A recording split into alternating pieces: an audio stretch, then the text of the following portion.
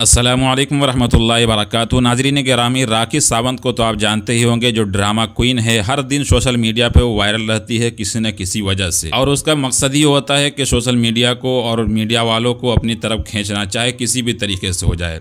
और उनके कपड़े, उनके इस तरीके की बातें वो सब मशहूर हैं, उनकी बातें नहीं करनी। बात असल ये करनी है कि राखी सावंत उम्रे में कैसे चली गई, और चली गई है तो क्या उसका उम्रा कबूल होगा या नहीं कबूल होगा। ये बहुत सारे सवालात हैं जो सोशल मीडिया पे गूंज रहे हैं, ये बातें चल रही हैं।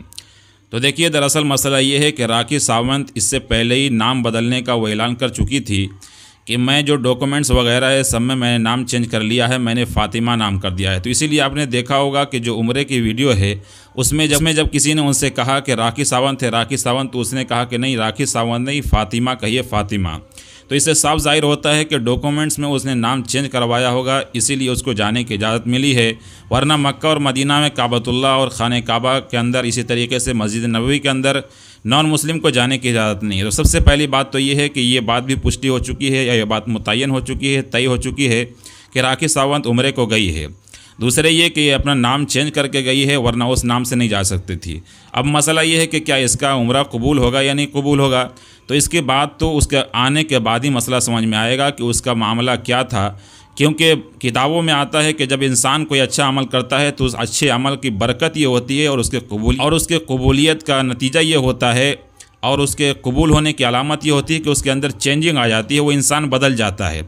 तो ठीक इसी तरीके से अगर राखी सावंत उम्रा करके आती है और अपने आप को चेंज कर लेती हैं, उनके लिबास चेंज हो जाते हैं, उनके जो फहाश फिल्में हैं वो सब चीज़ें बंद हो जाती हैं, तो इसका मतलब ये है कि उसका उम्रा कबूल हुआ है। क्योंकि किताबों में लिखा है कि जब नेक अमाल कबूल होते हैं तो उसको और उस नेक अमल की आदत बन जाती है, और नेक अमल करने का और जज्बा हो जाता है, और उससे नेकी का सुदूर होने लग जाता है। और इसके बाद एक बात और भी है कि अमाल का दारोमदार नीयत पर होता है। अब नीयत उसकी क्या है, क्या सिर्फ दुनिया घूमने की है कि मैं सारी दुनिया घूम चुकी हूँ, दुबई, अमेरिका, लंदन, ये सब घूम चुकी हूँ, मेरी ख्वाहिश है काबतुल्लाह को देखना, घूमना, तो घूम लिया। तो सिर्फ घूमने की नीयत है तो फिर ये कबूलियत ना कबूलियत का कोई मसला ही नहीं है। क्योंकि नबी सल्लल्लाहु अलैहि वसल्लम ने साफ़ फरमा दिया है, इन्नमा लिम्रिम मानवा, कि जिसकी जो नीयत करेगा उसकी नीयत पूरी होगी। वो घूमने की नीयत की होगी तो घूमने की नीयत तो पूरी हो गई, फिर अल्लाह तबारक व तआला के यहाँ उसको कुछ नहीं मिलेगा।